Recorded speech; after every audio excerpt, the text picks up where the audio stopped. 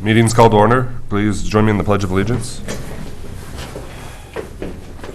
I pledge allegiance to the flag of the United States of America and to the republic for which it stands, one nation, under God, indivisible, with liberty and justice for all.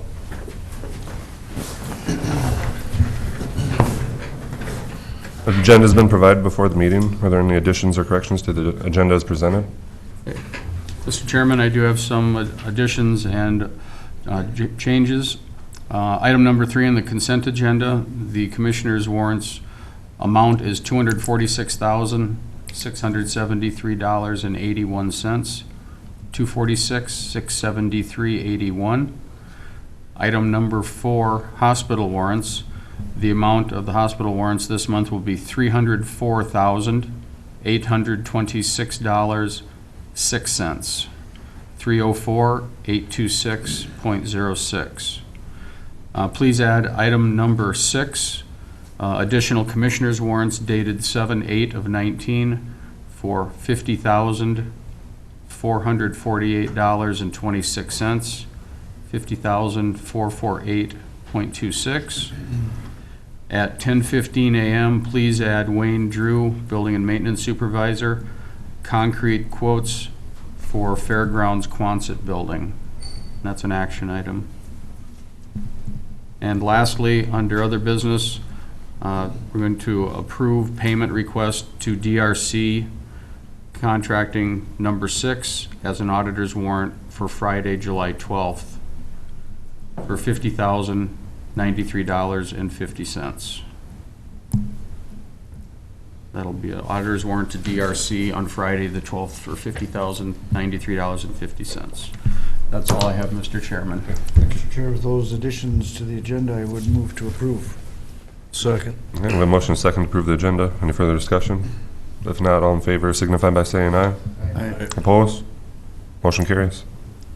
Next up, we have the approval of the consent agenda, which includes minutes of July 2nd, auditor warrants of July 5th and July 8th.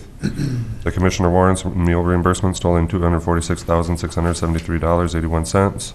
Hospital warrants of $304,826.06. June 2019 Treasurer's Report and Commissioner's warrants in the amount of $50,448.26.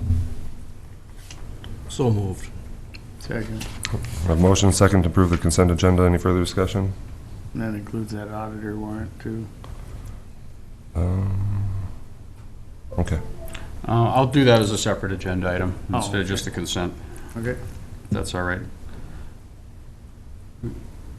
One motion second. Any further discussion? Not all in favor signify by saying aye. Aye.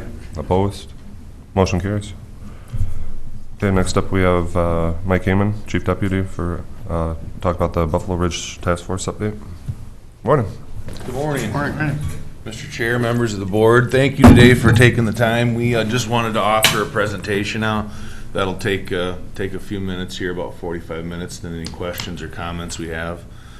During the presentation, feel free to ask any questions, or we can move forward from there. Basically, the Buffalo Ridge Drug Task Force is taking on assigned another commander, Commander Chris Lewis. And with some changes that have happened in the last few months, we just want to come out, make a presentation that's more updatable. A lot of the numbers you'll see are from December 2018, so they're current. You'll see some figures in that presentation that will represent that. And just kind of, this is a presentation that is given to community organizations, schools, those types of things as well. So it's important, we feel, to reach out and make sure that everyone who within our communities understand and see exactly what's been going on, and then actually, just answer or address any questions or comments anyone has too. So as we move forward, one of the agents with the task force, Edison Dengler, who's also a deputy sheriff for Pipestone County, will give the presentation today. Excuse me. So did anybody have any questions or comments prior to anything, or any? I don't think so.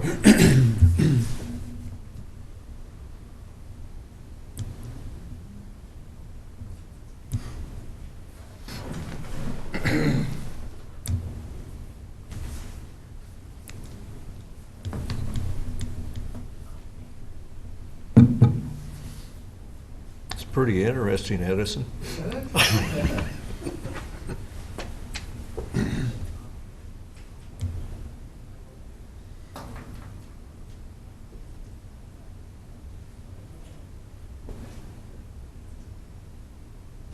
a second here to load, I guess.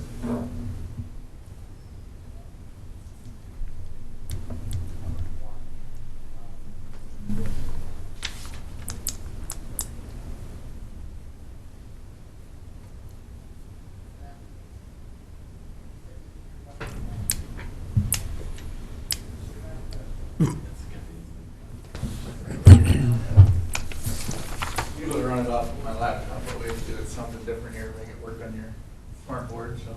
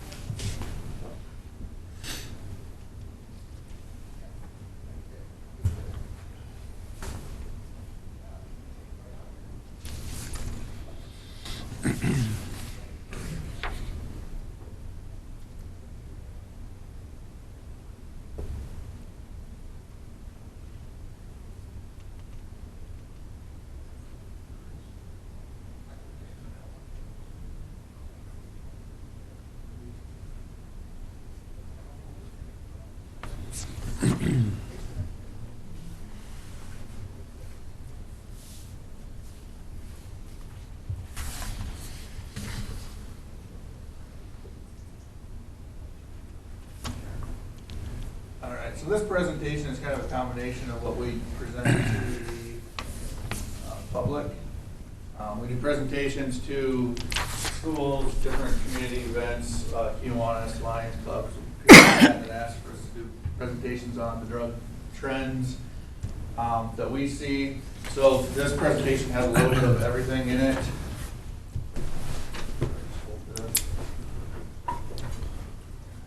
The Buffalo Ridge Drug Task Force, as everyone knows, is composed of 3 counties, and then within those counties, we have the city of Worthington, Slayton, Fulda, and Adrian PD. Our task force is one of 22 task forces in Minnesota. There's about 200 officers assigned statewide to our drug task forces that cover about 120 agencies. Our task force, we have 6 full-time agents. We serve a population just under 40,000. All the white ones in the state indicate that there's no task forces for those counties. We're part of the VCCC, which is the Violent Crimes Coordinating Council. So we're the Buffalo Ridge Drug Task Force, but we're really a violent crimes task force. So we don't investigate just drug crimes. We investigate burglaries. If there was homicides, we'd work with that. Violent crimes, thefts, anything that falls into that violent crime aspect, we investigate. Anything that our agencies need help with, we come in, we'll bring our team in to help investigate their incidences and work with their local investigators. So we have one agent out of Pipestone County. I'm the one out of Pipestone County, and I have a K-9 for the task force. We have an agent out of Nobles County. We have an agent out of Murray County with our new commander, Chris Lewis, out of Murray County. And then we have 2 agents out of Worthington PD. We're all co-located, so we have a central office that we work from, as well as working from our own home agencies outside of that. Our joint powers agreement that's signed between all the counties and cities, work with the task force on a per capita. So every year there's a per capita that goes towards funding our task force to buy equipment, send us to training for all of our investigations. A governing board that oversees the task force, and that board answers back to each agency.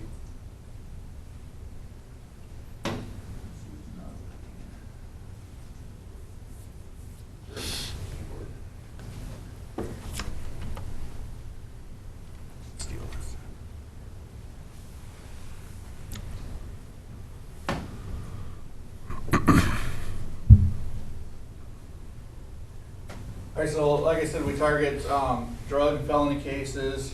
We focus on things that have multi-jurisdictional impacts. So we take a small drug case, we're gonna follow up on that to the next level. And our goal is obviously to find the main distributor that comes from whoever's manufacturing it or whoever's importing it in the United States. So we're gonna take cases on local levels, small cases, build them up, and it might go past Minnesota into South Dakota, Iowa, Nebraska, California, Colorado are areas that we usually focus on, that we work with a lot. Through the task force, since we're a multi-agency entity, we have the ability to have like cell phone forensics. So we have one unit that we can do cell phone forensics for all of our agencies. So if Nobles County has a case, we can take that, dump that for them, provide all that information back to them. It's a lot easier for us to have that than every agency to buy it independently, separately. That's same with the data analytics. We have a guy that's really good at taking all that data, composing it together into a nice package that we can present to a county attorney or something for a case, or forward on to another agency. We have the software that we can take and link cases together, and I got a slide that you'll see. We can build off a spider web of people and connect everyone together, and then we're able to look at those people and get data and information from that, what cases it relates to and stuff like that. All of our information is, we work with all the statewide drug task forces, state agencies like Minnesota BCA, and we do ATF, DEA, ICE, so all those federal agencies we work with on a daily basis. We provide community training to schools, different public groups. We've gone to all the high schools and each community now and presented to kids. We do the health classes a lot, talk about the effects of drugs, not only what we see, the effect on the body, the effect on the family and people related to those users. And then forfeitures, forfeitures that the task force, any case that the task force is involved with, the forfeiture comes back to the task force, so we can use that to forward our training and equipment. So each agency has agreed upon that through the joint powers. So how do we do our investigations? A lot of stuff comes from citizen complaints. We run a tip 411, so it's an application that we put out there that anyone can download off the Android or Apple app stores. And what you do is you download that as BRDTF tips. It was just updated now, so when you actually open it up, you can select, I have a tip for Murray County or Pipestone County. They send that tip, it goes automatically right to me. It's 100% anonymous. I have no way of telling who that tipster is, but I can communicate back and forth with that person via this application. If that tipster doesn't want to talk to me anymore, they simply just reply stop, and then it ends the conversation. I have no clue. I have no way of getting any more information from them or contacting them anymore. It allows people to send us tips via text. They can send us photos. So if they see something in a house or see something somewhere, they can send a photo, anonymously send it right back to us. If it's something that I want to investigate directly, or I'm not working, I have the ability to send that off to the dispatch centers in each county. They can send that out to a patrol guy, and they can follow up with the case too. Our patrol officers, all of our guys are real good at getting back to us. Hey, this is the information we have. This is what we're seeing on the roads. We can use that to further investigations. And then defendants, as people are arrested, we constantly talk to people and get information from them to continue our investigation. So this is a picture of our app. It's just BRDTF tips, Apple and Android. Download it. It's a free app, and we maintain that through our task force. This is just a picture of one of those data analytics that we had. So each box represents a person, and you can see the network of people. This is over a couple-year investigation that we did federally. So each person is each box is a person. You can see how it networks to everybody and it connects to people all over the place. So each one of those persons we did an investigation on, and can tie them to this bigger case, and ultimately go to a federal level, prosecuting them. Community impacts, as we talk to people, a few of the things that we take away from this is the CI statements, or the target statements as we arrest people. The task force has made it possible to get meth from here. There's just quotes from people. You guys have everybody running scared. People are moving out of the BRDTF area. And then the last one at the bottom, 2 rules to live by. You have no friends, and it's not a matter of if the task force will show up, it's a matter of when they will show up. That was something that interviewed. What we do is just take those statements from them, put it in this, and we can show it to kids and people in the community and kind of show our effects on that. Excuse me a second, Edison. By CI statements, that's confidential informant statements. That'd be the person that the agents are working with as a confidential informant. Those are statements that they've made, you know, to our agents. And target statements would be suspects that are criminally being charged. There's a difference between the two, and just to clarify that. Thank you. Just some of our acknowledgements. In 2017, we received a HIDE award. It's a high-intensity drug trafficking organization, something that's through the federal government, and a program that we had, a investigation that we did. It resulted in 16 arrests and seizures of around 13 pounds of methamphetamine. 2018, our agents were recognized with ATF for an investigation we did in Murray County on an arson, and then we've been named Drug Task Force of the Year for the state of Minnesota 2 times.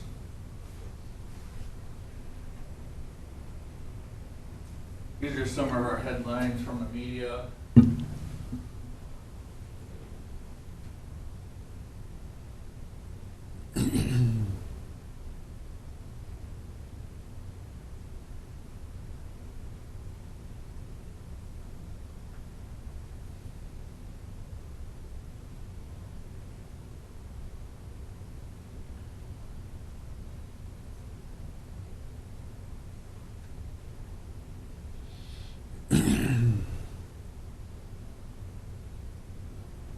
You see some of these burglaries, child porn possession, arsons, a lot of the drug stuff, and then just the violent crimes, burglaries. People that are out there seeking drugs, they're using $100 in drugs a day. They can only sustain that for so long before they're committing other crimes, burglaries, thefts. So that's why we can look into that stuff, and a lot of times it's tied back to some type of a drug crime.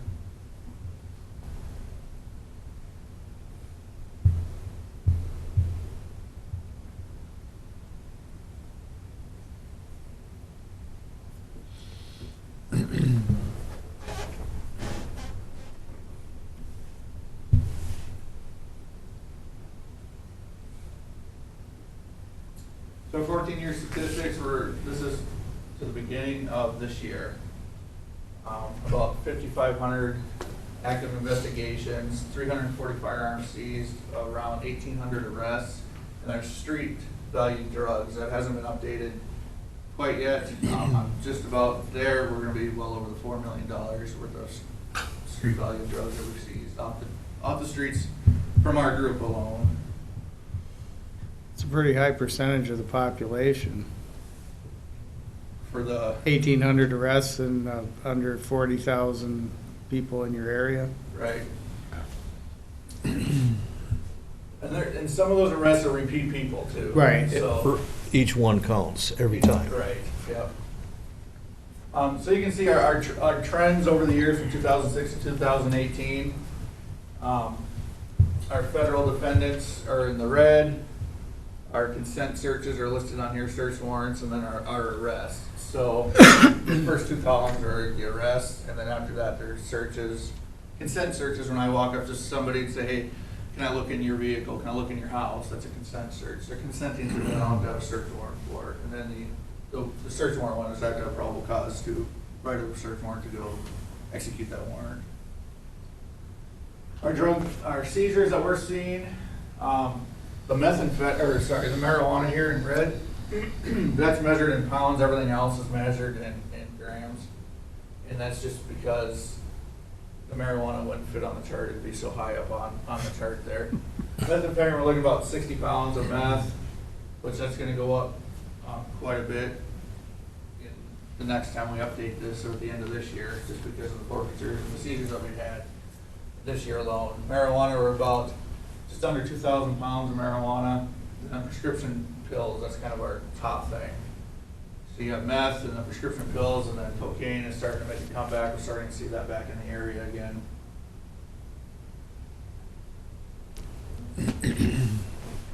So these are some of the slides that we talk to kids about when we go to schools and the community. We talk about stimulants. This is the methamphetamine, the cot, cocaine, and then prescription pills like Adderall. It's things that we see in our community.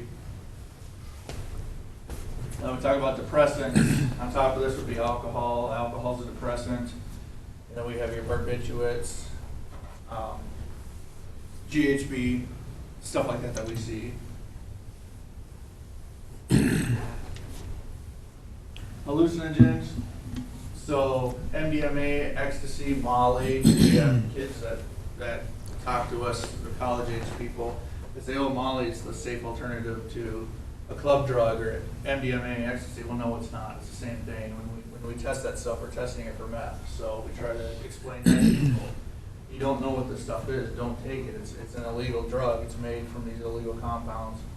LSD, we do see that every once in a while around the area. And then mushrooms. But we talk about like LSD, how it can have effects of that drug years after you've taken it, because it makes those permanent changes to your brain that we try to tell you is if you take it, you're in college and you take it, now 3-4 years down the line, you're married and you have a kid and you're driving down the road, you can have that impact in your brain that just like you took it all over again. And then narcotics, your heroin, carfentanil, and fentanyl. And the picture at the bottom shows the amount of heroin that it would take to overdose. And then your fentanyl that it would take to overdose on the right, which you can barely see, and then your carfentanil, which is so much more potent, you can barely see anything inside that jar. And that represents the amount that it would take to overdose somebody. Because it's so potent, what we now as law enforcement, we're all carrying Narcan. So it's a drug that we use that can just straight up in the nostril, and it will reverse those effects of the opioids to help with overdoses and stuff like that. Well, we take that, carry it as law enforcement, because if I pick up a baggie and it's just got a white powder in it, and that goes airborne and lands in my skin or in a cut in my hand, I can have that effect and cause me to have an overdose. So we carry it to help the public in case, and then ultimately with us too. In case us or one of the other officers on the road come in contact with any of this stuff, we have something that can help reverse it.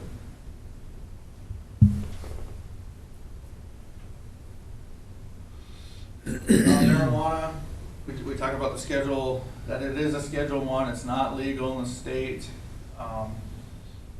Everyone we talk to, well, it's going to be legal someday. Well, no, it's not legal right now, it is still an illegal substance.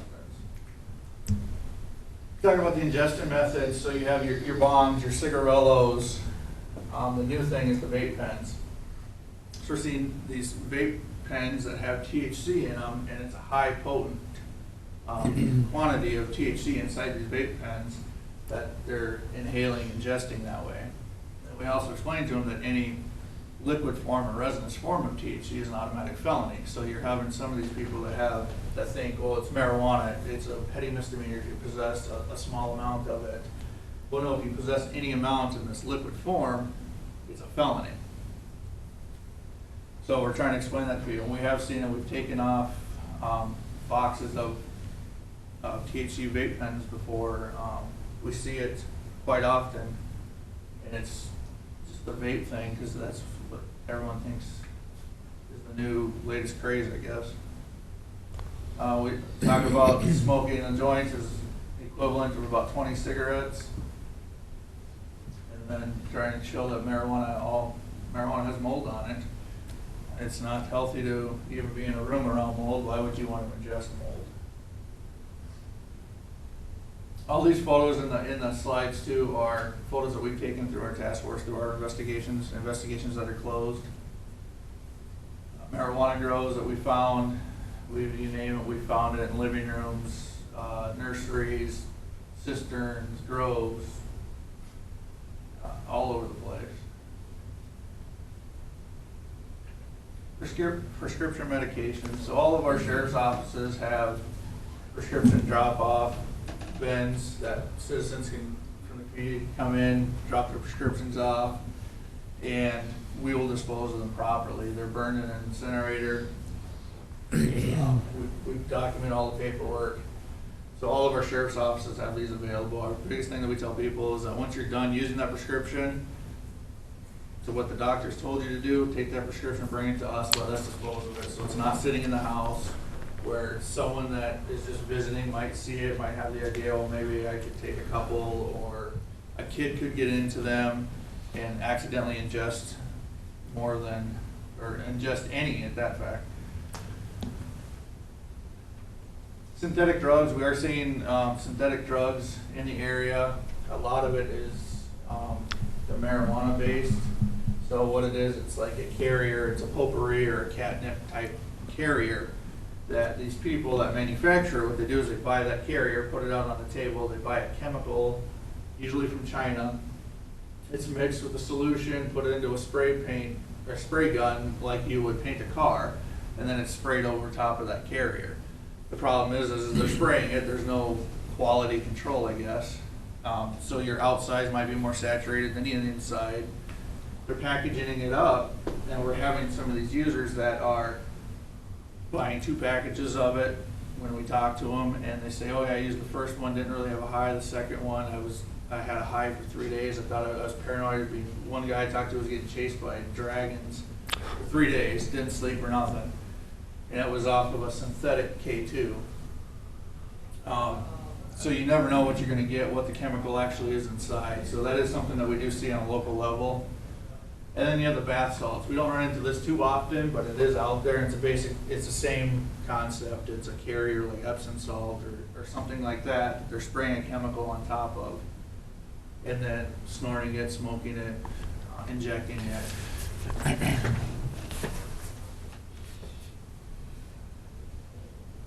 And then ecstasy is not the safe alternative to meth. That's just what we've heard from people before. Oh, ecstasy, it's safe. It's not that bad. Well, no, it's not. You see some of the effects on the body. When we test it, we use meth test kits to test it.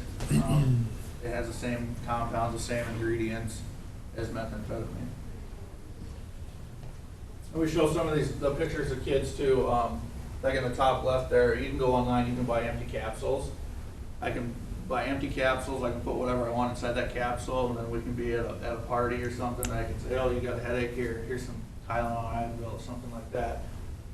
They'll ingest it, no clue what it is, and then they can have an effect on a drug. You can have date rape drugs, anything like that put in these pills. So we're trying to educate people. Don't take pills from strangers, but you know, unless you know it's from a bottle that you bought or you got from a pharmacist, don't chance it, don't take anything like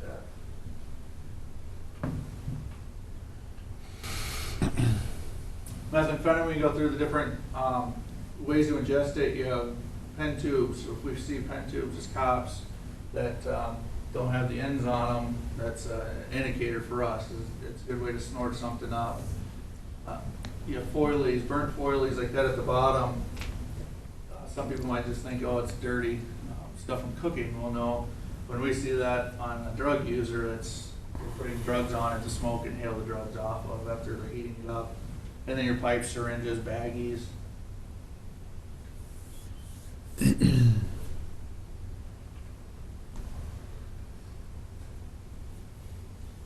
So with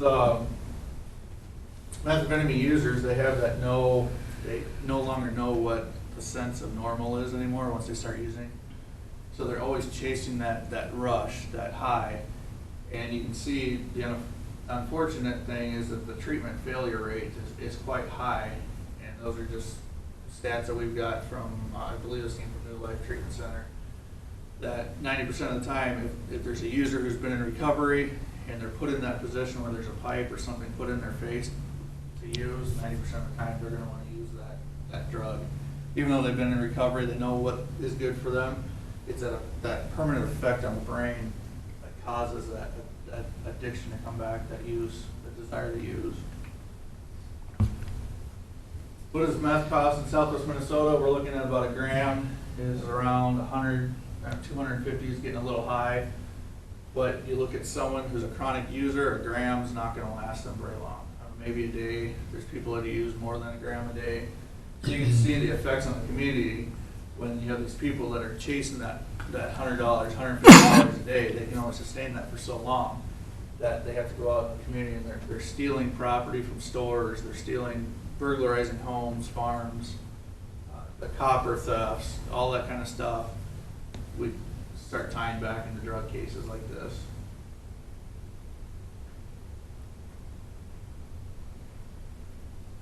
All of our agents are Class B certified in hazmat to disable and take down clandestine laboratories. So we recert every year. We go through trainings initially, and then every year there's a recertification to it. We have all the equipment that we have that can be put into a trailer that we can bring on scene. Meth Lab Indicators. So we used to always educate the public. If you see the propane tanks with the tops turning blue, that's anhydrous ammonia, all that kind of stuff. Recently, in the last few years, we haven't seen meth labs like this anymore. We're seeing just one pot meth labs. So this was one that was down in Nobles County quite a few years ago, I think 2007 or something, 8. But now everything we see now is a shake and bake one pot meth lab. And the unfortunate thing to these is that they can be carried in a backpack, they can be put together into a bottle, and you can drive around with it. So what I like to tell the public is when you have the kids going out to pick up ditches, to clean up the community and pick up stuff out of the ditches, think about these bottles that could be laying out there, because then you could have this person driving around in a car making this in a bottle, and they're paranoid, they think there's a cop behind them, they just throw it out in the ditch. So when it gets thrown out in the ditch, it's basically a little bomb sitting there, because what it is, it's the chemicals inside of it, ammonium nitrate, you have common fuel, lithium batteries, and then water. Well, water and lithium create fire. Fire, you got the fuel, and then you have ammonium nitrate is a little bomb on top of everything else that they put inside of it. So when they're cooking this, they put that lithium in, a little bit of water, and that's stirring it, creating the effects inside. They have to constantly open the top off to let the pressure off. If you don't let the pressure off of it, the bottle swells and explodes, hits oxygen, creates a bomb. So if they throw this out in the ditch, and now little Johnny picks it up, and it shakes it, agitates it, it could cause it to explode. So we try to educate the public. If you see something crazy out of a bottle that might have a liquid, this one that I got is just this bottle in the bottom left. That was a full lab going right there. So it's I think that was a 16-ounce pop bottle. You can see it only covers like the bottom 2 inches. So that was enough. And that right there would cause substantial harm to a person if that was to ignite. And this whole lab was inside that top left book bag. When I pulled it off the top of the van, it was in a little storage container. So they're small now, they're dangerous, and we just hope no one runs into one anymore. Meth crimes related to children. All of our prosecutors in our area charge us out whenever they can. Basically, if I can show that there's meth been stored, used around children, we can charge them with an additional felony. And it also enhances any first-time possessions of meth. So it used to be whenever you possess meth, it was a felony. Well, the state's gone back on that now, and now it's a gross misdemeanor. So if I catch you on a first time with just a meth pipe, it could be a gross misdemeanor. But if there's a child, or I can show that you use that around a child, I can enhance that to a felony right away.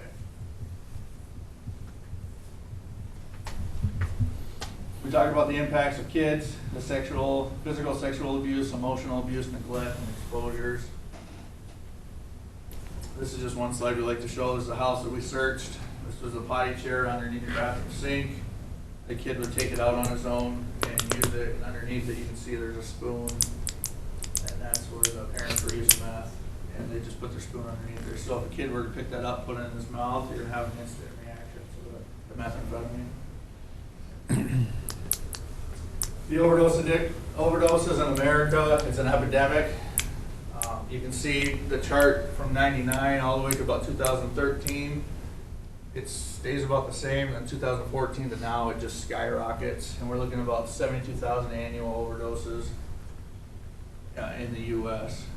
It's the second leading cause of accidental deaths now, is opioid overdoses. And then we did talk, La Santa Muerte, patron saint of drug traffickers, not an actual saint recognized by the Catholic Church, but it's something that we see. If you go down to Mexico, you'll see shrines like this built in churches, and what drug traffickers will do is they'll pray to this person to watch over them as they're trafficking drugs. They pay money to this person, they give gifts, build shrines, and we'll see this. We'll see tattoos. These are ones that we've taken out of houses. Little shrines built, tattoos on people, shrines in basements. So we try to educate all of our officers in our area too. So if you're on a traffic stop, you see a La Santa Muerte sitting on the dash, well, that's an indicator of something you need to look into a little bit more, figure out what's going on, or a tattoo of the person while you're talking to them.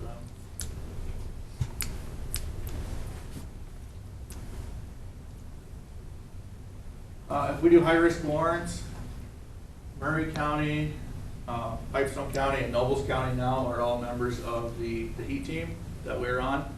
So if we have more than one search warrant to do at a time, or if I have the high-risk warrant where I know there might be guns involved, we call on to these guys without a question. They're here to help us. They bring a whole team in with their armored vehicles if they're needed, and they're just excellent. They'll hold down, they'll secure the house for us, and they'll set up perimeter as long as we want them there. They're just another 20 guys for us to use at our disposal if we need it. And the city of Worthington has their own SWAT team that they use, so we'll rely on them for any warrants that we do within the city of Worthington. This quick video here, I don't know, is there audio on this computer? I got the mouse. Turn it down just a little bit.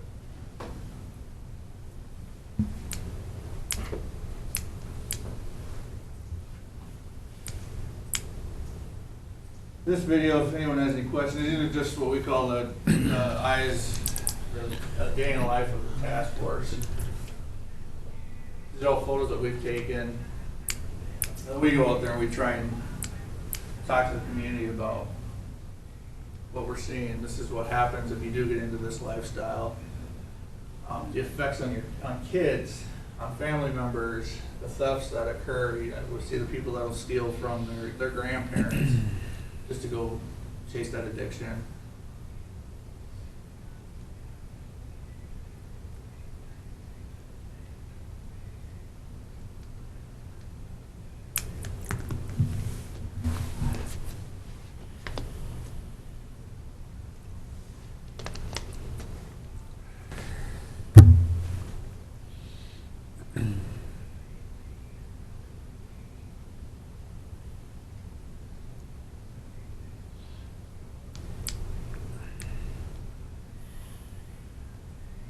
We work with family services too, so anytime we run into that kid that's living in one of these poor conditions or around meth, work with family services. We'll place the kid with family members if there are some available, or with social services. They'll take them, put them wherever if they have a house to put them in, until we go through the CHIPS hearings through court, make sure the parents get clean, make sure the houses get cleaned up.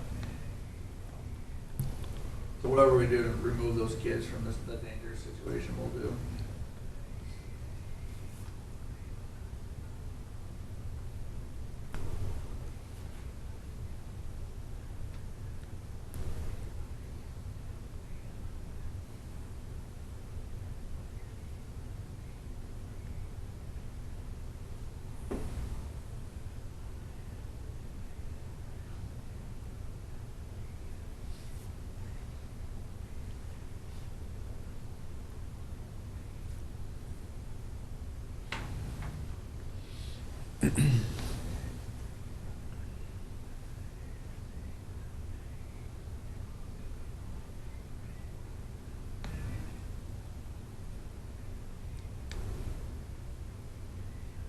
All the money that we forfeit goes straight back to the task force. There's a split that has to go to, a portion goes to the prosecutor, a portion goes to the state, the majority goes back to the task force.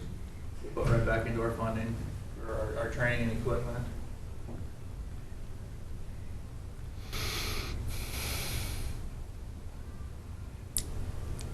Family services or EBT cards.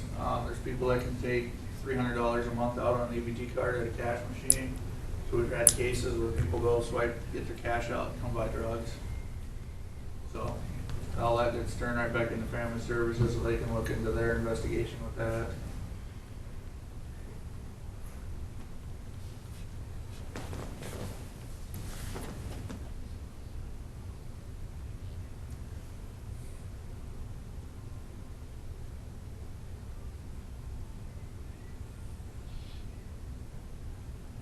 Firearms, any firearms that we forfeit, we will sell back as long as it's not an assault rifle or an illegal rifle. Any ARs or assault rifles, we have to chop them up, and then it's logged with ATF and they're destroyed. Any other guns that we can seize, we'll bring them to a firearms dealer, we'll sell them back to them, and then we take the money and put it back into the task force.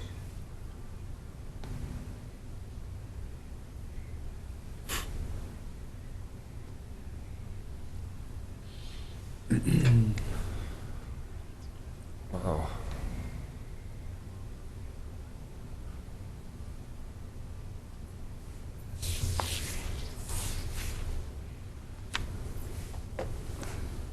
Wow.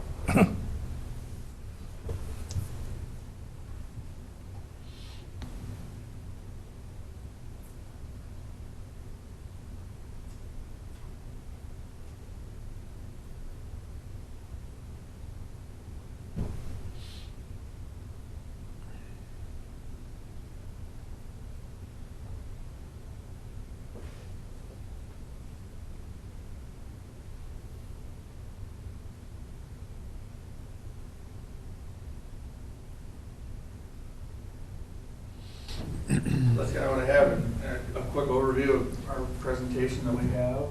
Does anyone have any questions at all, or? So if somebody calls in an anonymous tip or sends you a photo, are you able to get a warrant from that? Not all the time.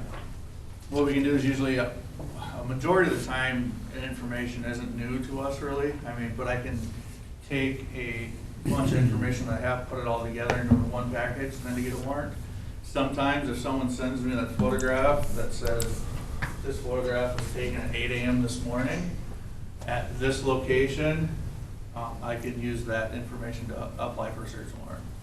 So that's what we try and tell the community. If there's any information, if you don't want to be, if you don't want your name out there, download our app, send it to us. Let us have that information, determine whether or not it's good or not. Let us, gather that into a big package and do something with it. I just had a couple comments, and then one was where you could drop off the prescription drugs upstairs. I didn't even know about that till I was in the pharmacy picking up medicine for my daughter, and the guy ahead of me was trying to get more pain pills. And then she's like, you just filled your prescription last week, I can't fill it again. He's like, oh, I was tired of using them, so I flushed them down the toilet. And she's like, no, you're not supposed to do that. You're supposed to bring them to the sheriff's office to get rid of them. And that's the first time I had heard of that, actually. So. Oh, yeah, we have it up there at the sheriff's office. There's no questions. I guess I seen it, but I never put it together. Yeah, we don't take needles. Right. Everything else goes right in there, and that's a big thing. The city doesn't want it dumped into the sewer system. Right. It goes into the water and all that. And she explained all that, too. I thought that was pretty good that they're educating there at the pharmacies, too, on that. Yeah, and so a lot of the pharmacies, like you said, will send people our way.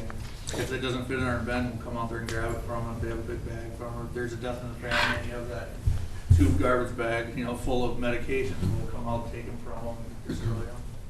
Another one was There's a lot that we take in. I mean, when's that? We got a 55-gallon drum in the back where when that gets full, we fill it. Yeah. You go, the whole task force area, they usually, the agents will take it up to We take it to Mankato. Mankato, to an incinerator, and that trip's made, quite a bit. It's a good take back. The prescription drug take back program's a good program. Yeah. Where'd this all go before we had it? That's a When good you think question. about that, where did it down the toilet probably, or burnt in someone's burn barrel? Who knows? But Yeah. I was just going to say that comment you made about LSD, too, about having the effects later in life. I remember that from when we had education in school, in elementary school, and that's always stuck with me, being taught that back then. And I don't know, it's good. I'm glad you guys are doing that, going to the schools and educating. Do you have time to get out to the schools and stuff with a presentation like this on Yeah, a I've regular done, basis? Or 3 or 4, I think, in PAS the last school year. I just did FOLDA to their school staff, Edgerton's school staff, at the public.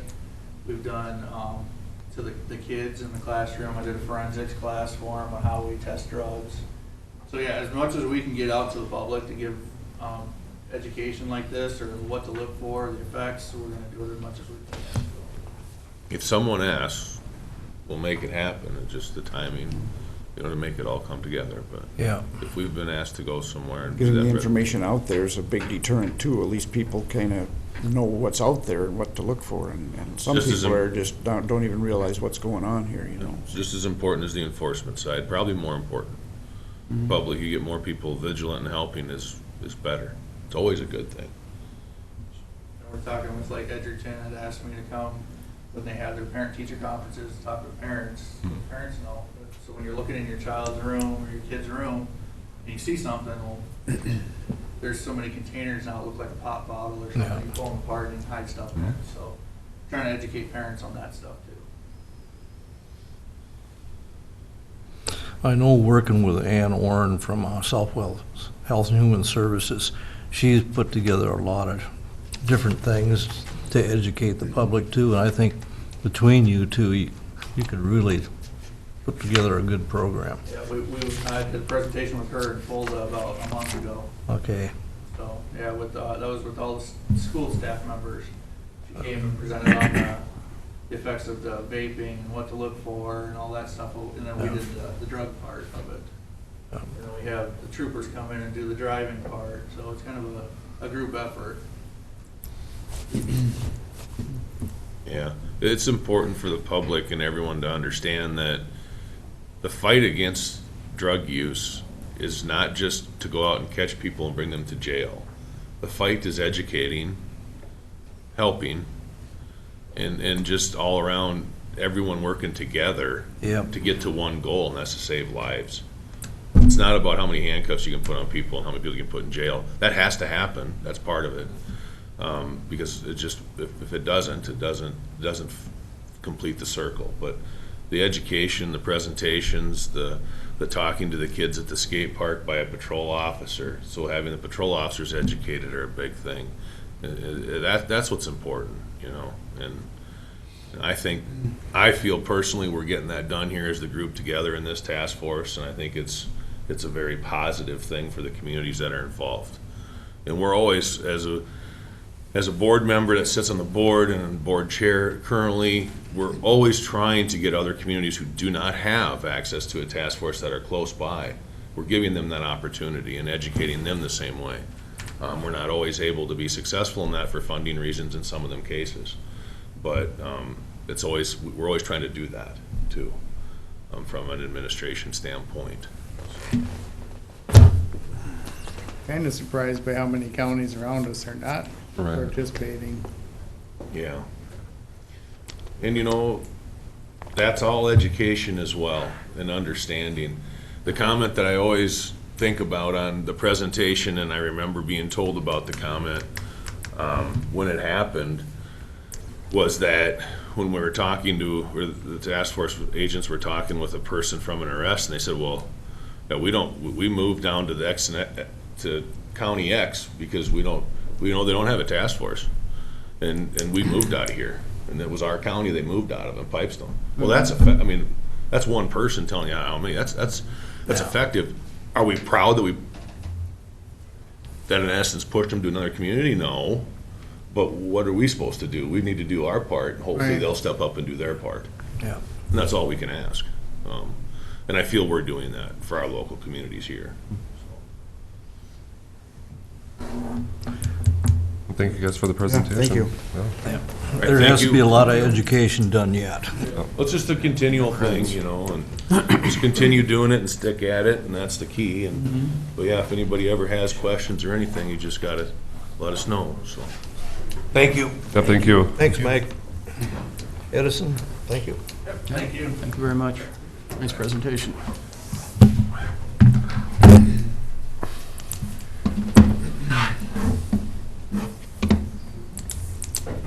Okay, next up, we have Sarah Anderson from Lutheran Social Services Meal Program Update. She here? She isn't here yet. Okay. Steve, did you want to move up the payment requests? Yeah, let's go ahead and Action. get that payment request number 6 to DRC approved on an auditor's warrant for. For approval. Second it. Okay. We have a motion second to approve the payment request number 6. Any further discussion? If not, all in favor signify by saying aye. Aye. Opposed? Motion carries. If you want, here's a copy of it for you too. This is what I get monthly. Okay, thank you. So what happens first is they send a copy to myself and Dave Redman. He in turn signs it, returns it back to Bolton and Mink, and then sends it back to me for my signature.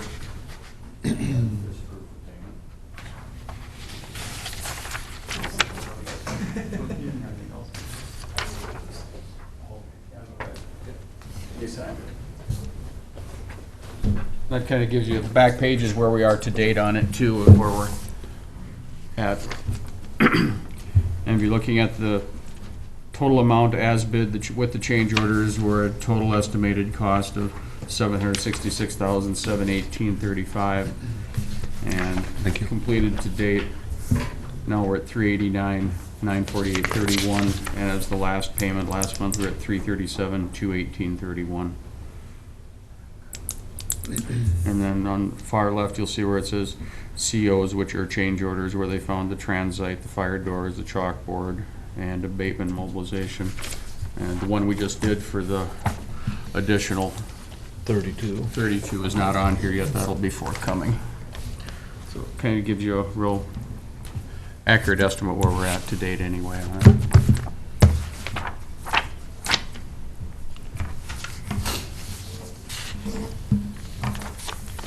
Mr. Chairman, I have no personnel items today. Okay. Well, considering our next appointment's not here, we can take a recess till 10 o'clock.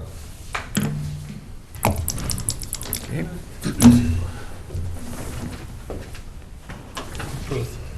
Coffee. Okay, we'll reconvene the meeting. Next up, we have Sarah Anderson, Lutheran Social Services Meal Program Update. Good morning. Good morning. I apologize for looking a bit like a drowned rat. It's not raining I know. out, is it?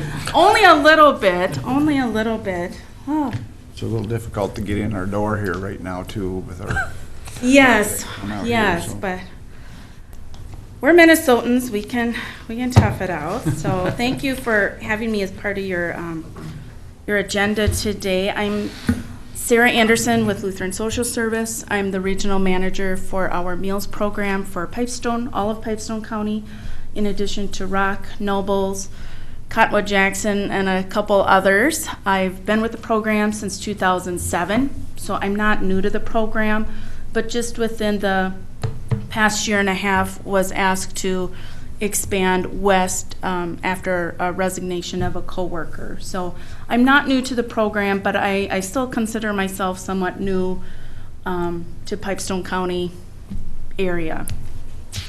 Lutheran Social Service has been the senior nutrition provider in Southwest Minnesota since 2007.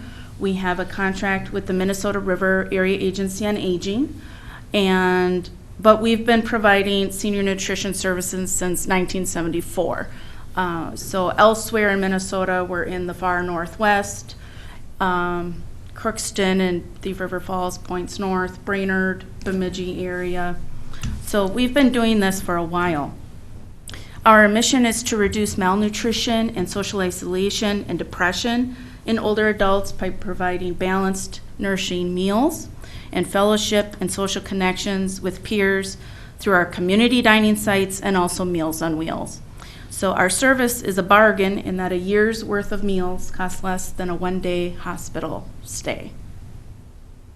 In Pipestone County, we have the congregate meal site here just across the street. This is kind of what I'm referring to, this handout. So we have the congregate site at the senior center where I just came from and the roof is leaking and we've got pails put out to collect the rainwater. We also administer the Meals on Wheels programs in Jasper and Edgerton. And we work with Sunrise Village in Jasper to prepare and package the Meals on Wheels there. And in Edgerton, we work with the Edgebrook Home there as well. So we have a catering agreement with both facilities, so they get paid, that is bid out every year, and they do get paid a set rate that is exclusive of whatever the diners give us for their meals. So Sunrise Village and Edgebrook can count on, if they served 100 meals times X, whatever they bid out for, they do get that. So with community dining, again, it's sitting at the meal site, enjoying the meal with others. You don't need to be a resident of the city of Pipestone to come and participate at the meal site. That is open to any individual 60 and over. For Meals on Wheels, it is intended for people who need a home-delivered meal. And with that, they do get that check-in from the volunteer that they're okay, etc. With our Meals on Wheels, they can choose to have a hot meal every weekday, or as infrequently as they want. If that's Monday, Wednesday, Friday, they could even choose from the menu of the meals they want. So they're not locked into any certain schedule. We are also able to accommodate special diets for diabetic, low salt, and low fat. And in the case in Pipestone, we also get our meals from the Good Sam here. So in all three communities, we are utilizing the facilities menu. But in Laverne or Marshall, for instance, or Wyndham for that matter, where I live, we do prepare the meals with our own staff, and then we do use a registered dietitian for those meals. The full cost of our meal is $740 for anybody 60 and older. That's where the funding from the area agency comes in, and that's where there is no charge. There's no set charge for the meals. They are able to contribute what they can afford. They contribute in a confidential manner. We don't monitor what anybody puts in the meal bucket for their meals. So there's no such charge, and no one age eligible is turned away because of inability to pay. So that's a unique feature because of the funding we receive from the area agency. We are able to accept SNAP benefits in lieu of a cash donation, and we also contract with the county with the medical assistance programs, the elderly waiver, alternative care, CADDY programs as well. So in 2018, in all of Pipestone County, we served a total of 14,861 meals. That's both congregate and Meals on Wheels. Roughly 11,000 of those were Meals on Wheels. And we served 141 unduplicated individuals in the county last year. So again, as our meals are available to anyone 60 years or older, there is no income or assets test.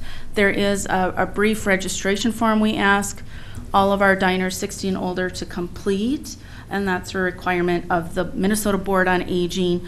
But we're constantly working to dismiss the program that it's a welfare program. It really is open to anybody 60 and older. We are finding, though, that a lot of people, including our diners, don't really understand how our funding works and how the funding, how it works so that our diners don't have a set charge.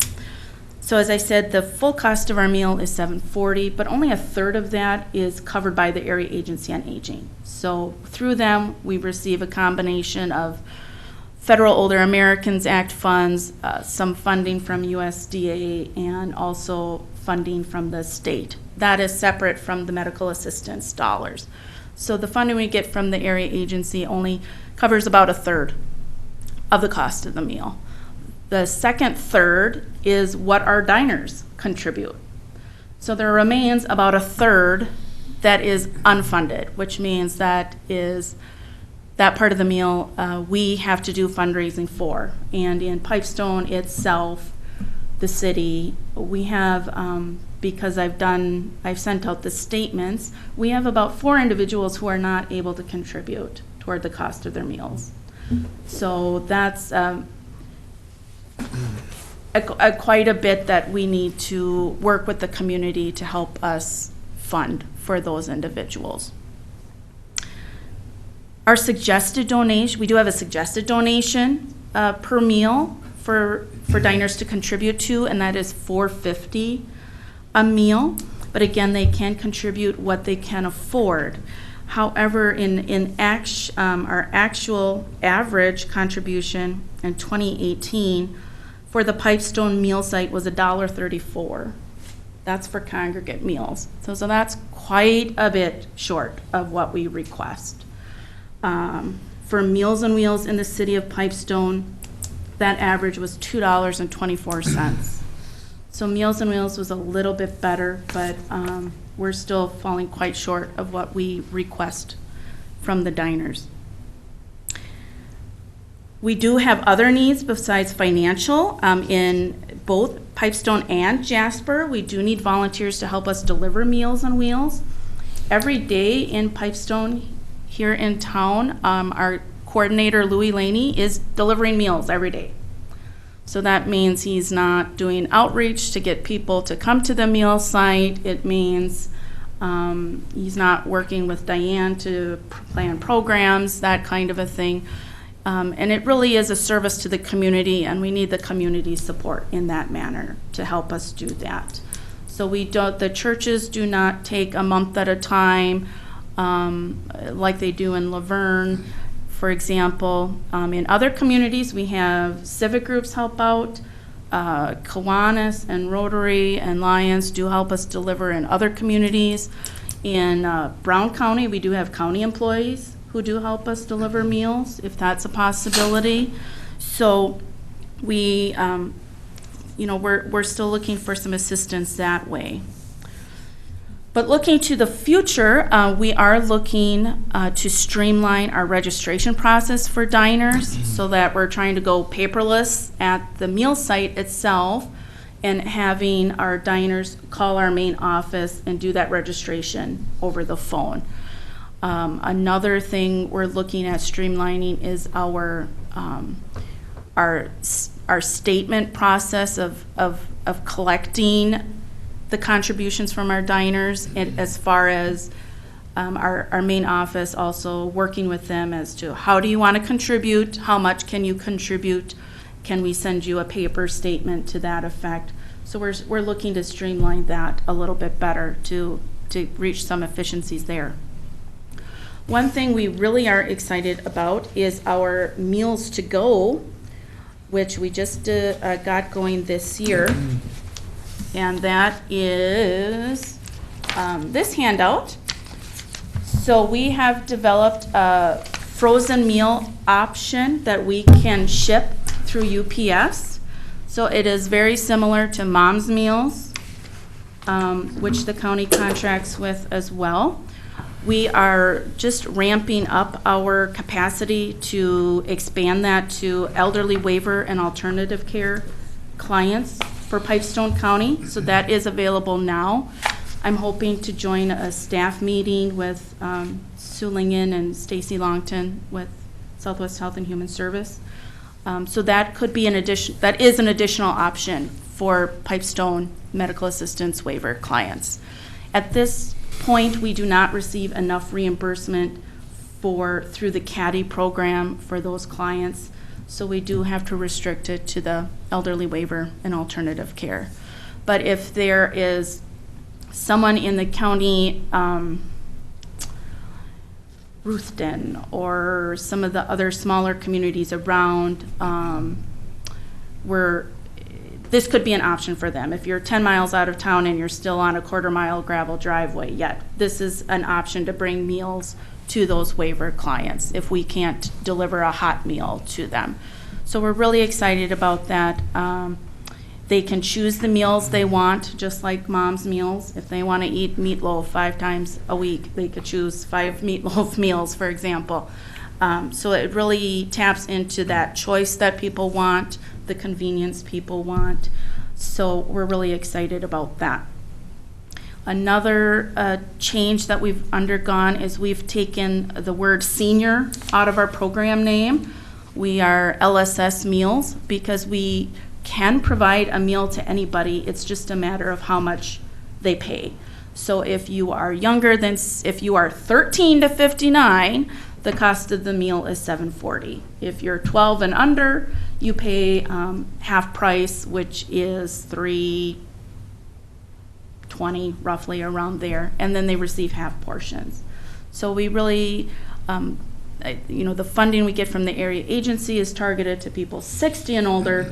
But if somebody has their kids come in from town who are 50 or 55, they can go and eat at the meal site with their parents and pay $7.40. So we're trying to do some education on that. One other thing we're looking at is strengthening our partnerships with healthcare, in particular hospitals and clinics. So we've had 2 pilot projects with the Laverne Hospital and the Wyndham Hospital with private funding to provide 10 free meals upon discharge to people who are recovering, either from ER visit or a surgery. And that's been very successful for us. We're finding about 1/3 of the people do continue on Meals on Wheels or meals in some fashion after their 10 free meals. We are getting introduced to new people that way because their doctor or the nurse said, or the social worker said, you should try these. So that's been very successful for us. And if there's a way we can partner with the hospital here in town, we would love to do that as well. We would need some kind of funding mechanism for that. If there is a source for that, we would be happy to apply. But just in closing, we are more than just a meal. We offer a lot of choice within our menus. Again, we're working with the local facilities menus. Meals on Wheels participants and their families are reassured somebody's looking in on their family, their loved one once a day. Even coming to the meal sites, we notice if somebody who's regular doesn't show up, and we'll call on them. Research is showing that loneliness is just as harmful as smoking, and eating together with others at the meal sites can reduce social isolation and malnutrition. And of course, we do offer that nutritional support after recovery from illness and surgery, etc. So that is kind of what I had prepared, and I'm happy to take any questions. I don't think I have anything. Thank you. Wonderful. Questions? Thank you for doing this, though. No, it's a great service that you guys are providing. Thank you. So again, we do need some, we are establishing a county-wide advisory council, and we are having our first meeting today, actually, just in 15 minutes, back over at the Senior Center. And if any of you gentlemen would like to join us for that, we're looking to maybe do quarterly meetings to see how can we find friends and fundraising or outreach or volunteers to kind of advise us on that. There's no fiduciary duties involved with being part of this council, and we are looking for additional members from the outside of the city of Pipestone. We are also in talks with New Life Treatment in Woodstock. There may be interest in 1 or 2 people restarting Meals on Wheels over there. We have had a contract with them in the past. It's just the last 3-4 years we've not had anybody wanting Meals in Woodstock. So we're hoping we can maybe get some interest there again. Did you have something in Ruthven at one point? We had a meal site in Ruthven at the old senior center, and as part of that federal sequestration 5-6 years ago, with the Area Agency on Aging, they determined, there wasn't enough need for that meal site for that community. So yes, Ruthven was one of those. The city of Cottonwood in Lyon County was another. Some of our smaller diners clubs in Nobles County, Ellsworth and Rushmore, were also closed because of the federal sequestration. Mm-hmm. But again, actually our Meals to Go is also open to anybody private pay. If you're a new mom and you want 14 meals sitting in your freezer because you're going to be on bed rest or you've had a C-section, anybody can purchase them for whatever reason, for $125.99. On the website here, you can look at the menu of the meals that are offered. They're packaged so they can go from freezer to microwave. They look just like a TV dinner, and they're a complete meal. So. Very good. Well, All thank right. you. Well, thank you very much. Thank you very much.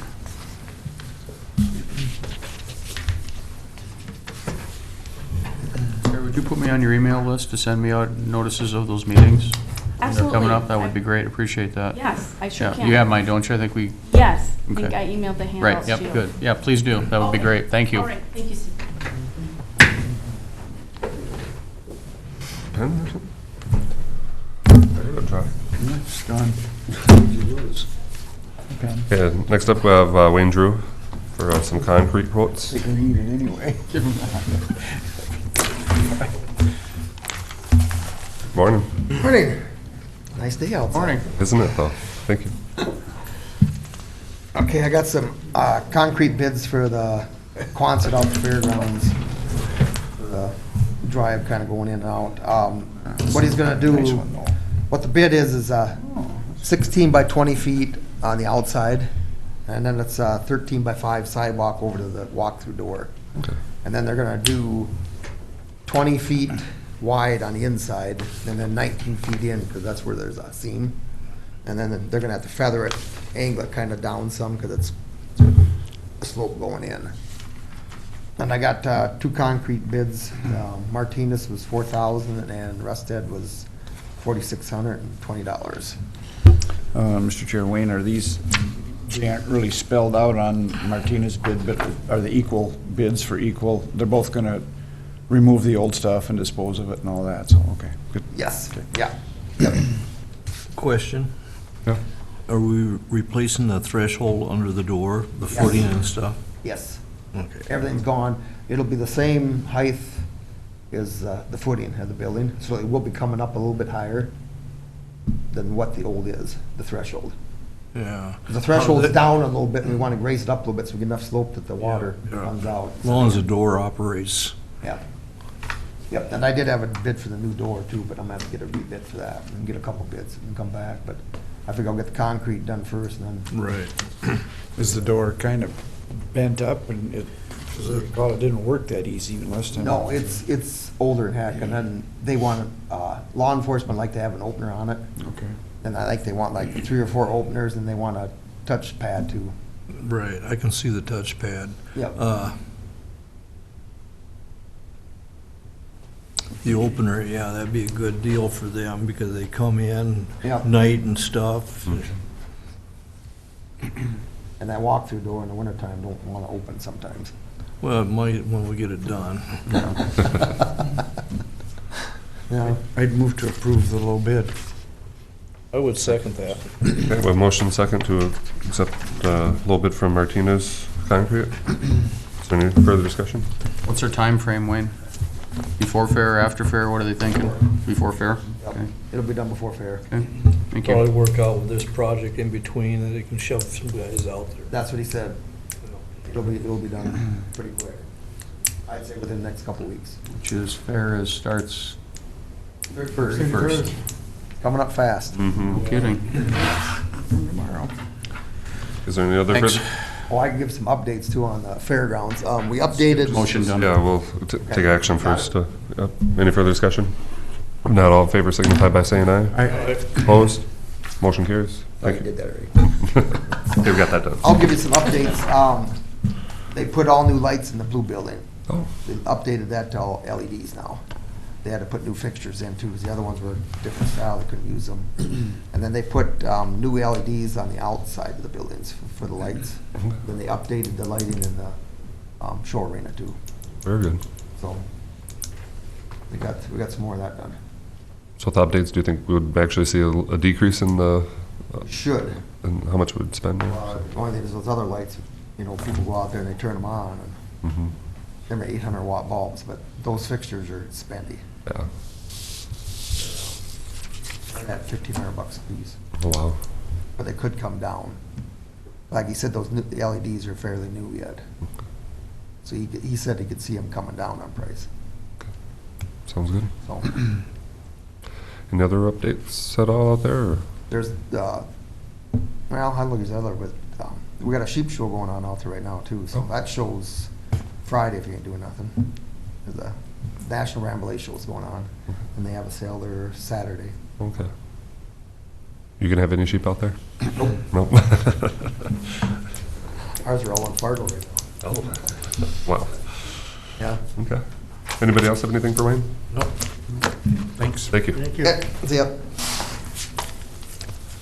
Okay, that concludes our regular business. Is there any other business to come before the board? Nothing? Nothing? Move to adjourn. Second? Okay, my motion second to adjourn. All in favor signify by saying aye. Aye. Opposed? We stand adjourned. Invoice here.